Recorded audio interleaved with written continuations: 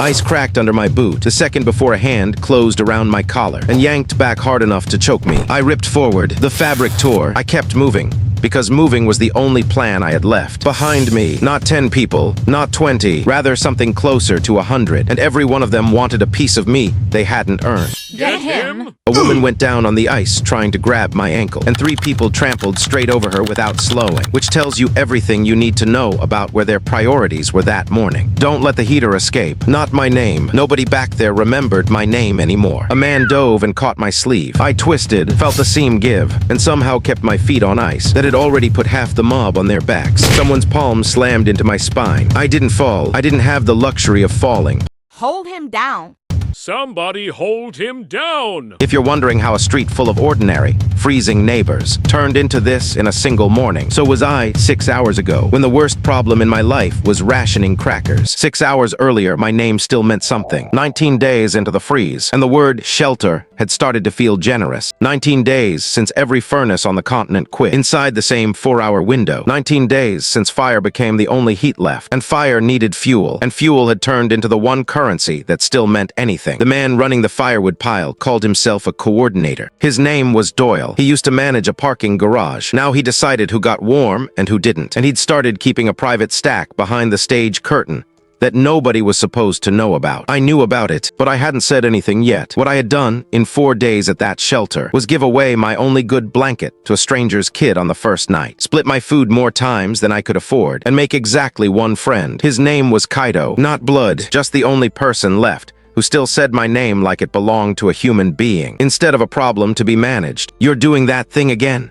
Kaido said, watching me stare at Doyle's curtain from across the hall. "The thing where you decide you're going to be a hero, and then don't do anything about it. I'm building up to it. You've been building up to it for 3 days. Foundations take time." He almost laughed, which in that room, that cold, counted as a small miracle. Then his shoulders folded in on themselves, as another shiver worked through him, and I did the only thing that made sense. I pulled what was left of our shared blanket tighter around both of us, and said nothing about how little of it was left for me. That was 6 hours before everything changed. It didn't start as pain. It started as the opposite. A warmth in my chest so complete. I thought someone had lit a fire directly behind my ribs. It spread fast, down my arms, up my throat, into my feet, which hadn't felt anything but ache in over 2 weeks. System voice, thermal core reactivated. The words sat at the edge of my vision for a heartbeat, then vanished, like whatever put them there. Didn't think an explanation was owed. Kaido, half asleep against my shoulder, went completely still. "Todo," he said, "you're steaming." Thin wisps of vapor rose off my hands, off my forearms. Everywhere the cold air met something warm enough to fight it. I wasn't burning. I was radiating, steady as a lit stove. "Oh," I said. That was all the time I got to process it,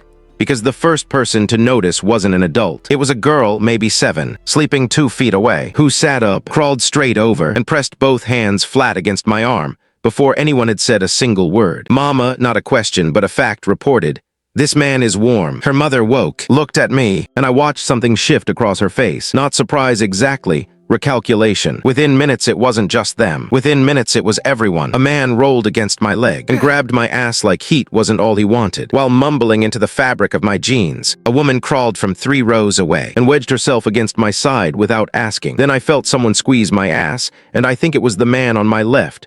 Just look at those eyes. Then an old man wrapped both arms around my waist, like he'd found the last working heater in a warehouse, and had no intention of reporting it. "Please," the woman at my side said, fingers already digging into my sleeve. "Just stay, just for tonight."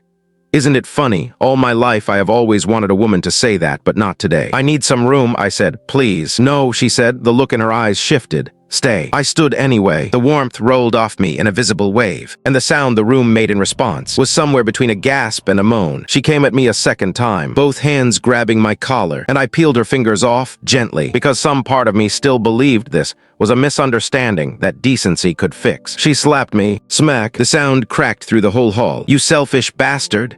Her voice climbed until it wasn't a voice anymore, just noise with teeth in it. "We're freezing and you're hoarding it. You think you're better than the rest of us." That's the part I need you to sit with for a second, because that's my whole story in one sentence. I didn't ask for this. I didn't cause the freeze. Warmth showed up in my chest overnight, and somehow, in the space of about 90 seconds, that made me the villain of a room full of people I'd been sharing food with for 4 days. "Hold him down," someone said from the back, almost bored, like they were suggesting we move a couch. "He owes us," said someone else, and the room nodded at that like it was scripture. Doyle pushed through the crowd with the calm of a man who just spotted leverage. He didn't ask if I was okay. He measured my shoulders like a tailor. "Here's what's going to happen," he said. "We need to secure it before morning. And you're going to." "Okay, hold up. I'm going to stop you right there," I said. He blinked, then his face hardened, because the furniture wasn't supposed to talk back. Here's the thing about being the only working heater in a world this cold. You don't win an argument like that with fists. You win it by making everyone believe you've already lost. So I stopped fighting. I let them pile on, a teenager face down on my chest, two kids wrapped around my shins, an adult on each side, pressed close enough that I could feel every one of their heartbeats slow down, as mine kept the rooms cold from finishing the job. I kept my breathing even. My eyes stayed almost shut. They thought I was asleep. That worked out well for me. Near my feet, Doyle's voice low and unhurried, like he was discussing rationing instead of a person. "He won't need them," he said. Someone else, I didn't recognize the voice, answered just as calmly. "Break his legs. His shins clean break. We splint them so they heal eventually. He stays put. Everyone gets a turn. Nobody has to chase him across ice again." A pause, then Kaido's voice. The change from the heat amplified by his change of appearance. My name still meant something to Kaido 6 hours ago. It stopped meaning anything the second he opened his mouth right then. "If we chain him here," Kaido said, "we'll survive. That's the whole calculation. It's not complicated." Hearing that from the only person who still called me by name broke something in my chest that the thermal core couldn't touch. "Feed him once a day," Doyle added like an afterthought, like he was closing out a grocery list. "Keep him weak enough not to fight, strong enough to keep radiating." Nobody in that circle sounded evil. That's what made it unbearable. They sounded reasonable. They sounded like people solving a problem. And the problem happened to be shaped like someone who'd shared his blanket with them 4 nights running. The teenager on my chest sighed contentedly in his sleep and burrowed closer, completely unaware. He was lying on top of a conversation about breaking my legs. "If you're waiting for me to jump up, scream, and get buried under 50 people, that's not how this story goes. Not tonight, and honestly, probably not ever. Scream, and you get overwhelmed by numbers. Stay quiet, and you get exactly 1 clean shot at a door. Bodies don't let go easily, even in their sleep, but they let go eventually if you're patient enough to earn it a centimeter at a time." I started with my fingers, then my wrist. The woman using my hand as a pillow grumbled and didn't wake. I counted to 20 between every movement, because 20 seconds of stillness is cheaper than 1 second of panic. Near the door, one of the men Doyle had posted as an unofficial guard, though a hard word for someone slumped half-conscious against the frame, lifted his head as I passed. His hand twitched toward my sleeve. "Hey, heater." The word slurred out of him, half asleep, already losing the fight to stay awake. His fingers brushed my wrist for half a second, and that tiny bit of contact was apparently enough, because he sighed like someone had unplugged his fear and went straight back under. Somewhere in that hall, someone was going to wake up in a few hours, convinced I'd tried to sneak past them out of arrogance. That quiet, calm exit reads as a threat to people who have already decided you're planning something against them. Let them think that. Arrogance was never the plan. Staying alive was. I stepped outside, and the cold hit like a wall built specifically to keep people like me from leaving. I ducked into the first alley I found, mostly out of habit, and pressed my palm flat against a frozen metal dumpster, without really thinking about why. The frost under my hand hissed. Steam curled between my fingers. When I pulled back, a clean handprint stayed behind, glowing faintly against the ice for a good 30 seconds before the cold reclaimed it. 30 seconds isn't nothing. 30 seconds is a decoy. I walked to the far wall of the alley and pressed my whole palm against the stone, held it there a full minute this time, then walked the other way entirely. Anyone tracking body heat through that alley was about to have a very confusing night chasing a wall. Behind me, the shelter on that street was still deciding the cleanest way to break my legs. Ahead of me, the rest of the city hadn't heard the word heater yet, but they would. By sunrise, every desperate stranger in the district would be hunting a rumor of a man who bled steam. And rumors like that don't stay free for long. Somewhere out there, somebody was already doing the math on what a working furnace was worth. If you're watching this on Manhwa Origins, and you think the worst is over because I made it out the door, I need you to sit with that thought for exactly one more scene, because the shelter was, without question, the nicest anyone was going to be to me for a very long time. I pulled my coat tighter, stepped over the last of the frost, and walked straight into the hunt. The city didn't need 6 hours to figure out what I was. It needed one. That's how fast a rumor travels, when the only alternative to believing it is freezing to death anyway. I kept to the narrow streets, the ones too tight for anyone to circle behind me, and told myself that was strategy and not just the panic talking. Every window I passed had a shape in it. Every shape turned to watch the steam curling off my collar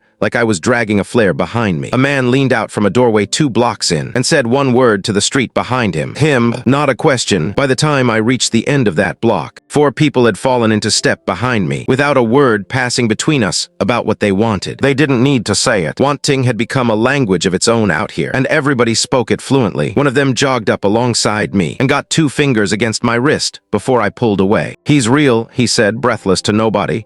"He's actually—" "Don't," I said. He didn't listen. Nobody out here listened. That was starting to feel less like an insult and more like a law of physics I hadn't accounted for yet. They closed around me with the kind of casual confidence you only get from people who have done this before, which told me everything about how many others like me they'd already tried it on and failed. "Wrists," the nearest one said, already pulling a length of wire from his coat like he'd rehearsed it. "Nice and easy. Nobody has to break anything today." "Today," his friend repeated, and laughed like that was the punchline. I let my shoulders drop, let my knees go loose. Every part of me went soft and slow, and exactly as harmless as they wanted. And while they were busy admiring how easy this was going to be, I pressed my bare palm flat against the frozen drain pipe running up the wall beside me. 30 seconds is all a decoy needs. "Grab him," the wire guy said. I was already 3 steps past the spot where my palm had been, when his hand closed on warm, empty air. Behind me, confusion, then the specific, ugly sound of 5 grown men arguing about whose fault it was. If you're wondering how that works, it's simple. You don't announce the plan. You just leave and let them do the math after you're already gone. The next one didn't grab. That was worse. He just called out, quiet, like he already knew grabbing wouldn't work on me. "You don't have to stop. I'm not going to touch you. I just want you to look at her for 1 second." I should have kept walking. I knew even then that this was exactly the mistake the church hall had already taught me not to make. I looked anyway. She was maybe 6, lips the wrong color, eyes tracking me with the specific, patient exhaustion of a kid who'd already learned that crying didn't warm anything up. "She's had a fever for 2 days, her father said. Not from being sick, but from trying so hard to stay warm that her body gave up arguing about it. I crouched down, let my hand rest near her, not on her, close enough that she leaned toward it on instinct, the way a plant leans toward a window. Her shaking slowed, not stopped but slowed. "Thank you," her father said. And I believed him, right up until the next thing he said. "There's a room upstairs, warmer than this one. If you stayed the night, I could get 4 other families in there with you. Nobody would even have to touch you. Just be in the room." "I can't," I said. His face didn't change. That's what I remember most. His face stayed exactly as kind as it had been 30 seconds earlier while he said, "Then I guess you've decided which of us gets to explain that to her tomorrow." He'd used his own daughter as a price tag, and he'd done it so gently, I almost thanked him for the trade before I understood what it was. I stood up and let him watch me go, because arguing with a man who's already decided you owe him something has never once, in the history of anything, changed his mind. I didn't look back at the doorway. I didn't let myself think about her face again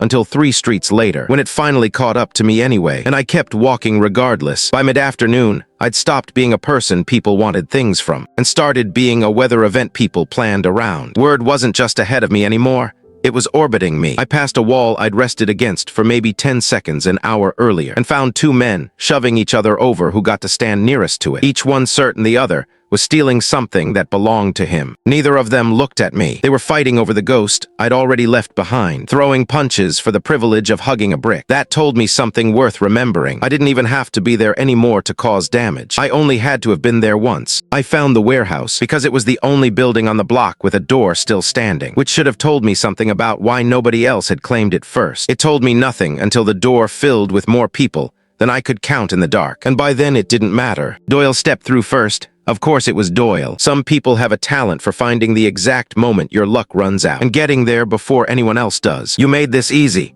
he said, sounding almost disappointed about it, like he'd been hoping for more of a chase. Behind him, a face I recognized pushed to the front, the same teenager who'd slept face down on my chest the night his own friends discussed my legs a few feet away. He didn't say anything to me. He just looked. The way you look at something you've already decided isn't a person anymore. "On your knees," Doyle said. Before I could even comprehend the sentence, 2 of them shoved me straight into the ground. My knees hit concrete hard enough to crack something, followed by the intense pain I felt all over. Smack! Someone's open palm caught the side of my face, almost bored, like they were testing whether I'd bruise the same way a person would. "He bruises," the same voice reported to the room, satisfied like he'd confirmed a rumor. Doyle crouched close enough that I could see exactly how pleased he was with himself. "Here's how this works now," he said, loud enough for the whole room. East side gets mornings, west side gets nights. Anybody caught hoarding him past their slot loses a hand. I'm not being cruel, I'm just being fair. Fair, someone repeated, and the room murmured its approval, like he'd just announced a new set of traffic laws. Instead of a lease on a human body. We're going to break his legs, Doyle added, unbothered.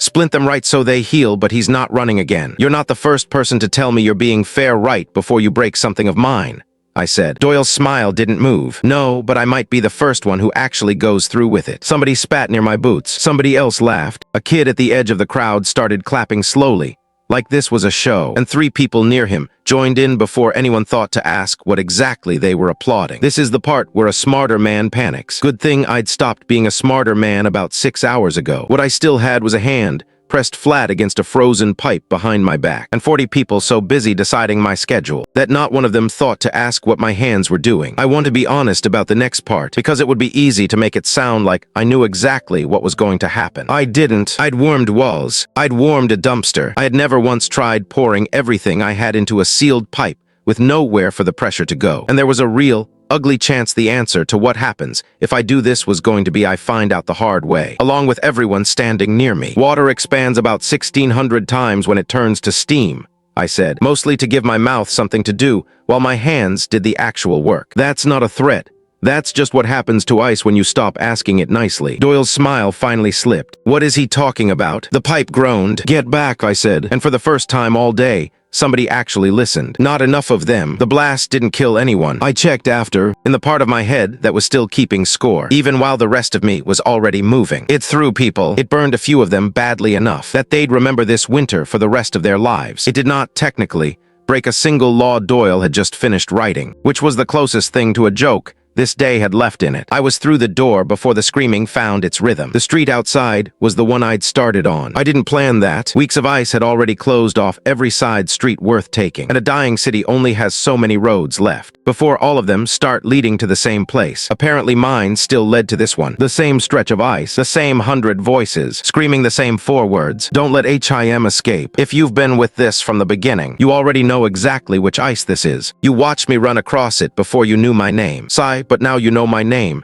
and it still isn't buying me anything. A hand caught my collar, and I ripped forward out of it the same way I had the first time, except now I knew with total certainty that I was running out of the city. I saw the door before I understood what it meant. Real steel, real warmth leaking through a gap that shouldn't have existed in a world this cold. Which meant fuel, which meant power, which meant somebody with the resources to keep a room warm, for reasons that had nothing to do with kindness. I didn't think about that part yet. I ran for it, because a mob behind you has a way of making every decision feel simpler than it actually is. The door was already opening. I didn't ask why. I found out why about 4 seconds too late to matter. Thud, the sound of it locking swallowed every voice on the street outside whole. For about 2 seconds, I let myself believe that was the good kind of silence. Then I opened my eyes, and the silence turned out to be the other kind. Hands closed on my shoulders before I'd even taken a full breath. Heavier, colder, far more practiced than anything Doyle's crowd had managed all day, and drove me down onto the concrete hard enough to ring through both knees. There were easily 50 people in that room, and every one of them was already on the floor, kneeling, foreheads nearly touching the ground, arranged in a straight line, like somebody had built the room around the exact shape of a procession leading to me. Nobody else moved to grab me. Nobody needed to. Grabbing was for people who didn't already believe they owned you. 3 men stood above all of it, on a platform that hadn't existed in any version of this city I'd walked through today. Their eyes had the same look Doyle's had right before he called his schedule fair, except colder and a lot better fed. None of them looked hungry. None of them looked cold. That, more than anything else in that room, told me exactly how far outside my depth I just walked. Secure the room, the one in the center said. Not to me, to someone I couldn't see. Nobody in the kneeling crowd lifted their head, looking at all those bowed necks. I understood this wasn't fear. It was practice. I felt the dot before I saw it. A small, precise point of warmth against my skin, so much colder in meaning than anything my own body could produce. The man on the platform smiled, unhurried, the way you smile at a problem you already know how to solve. Don't worry, he said. This part won't take long. Somewhere above the kneeling crowd, a finger began, very slowly, to tighten. Now, I'm not going to tell you whether that trigger finishes moving. What I will tell you is that the room I just walked into makes Doyle look like a kid running a lemonade stand on a street corner. And Manhwa Origins is going to be the only place you find out exactly how far these three are willing to go to keep him. Hit the bell now, because when part 2 drops, I'm not waiting around for the algorithm to tell you about it. I'm out.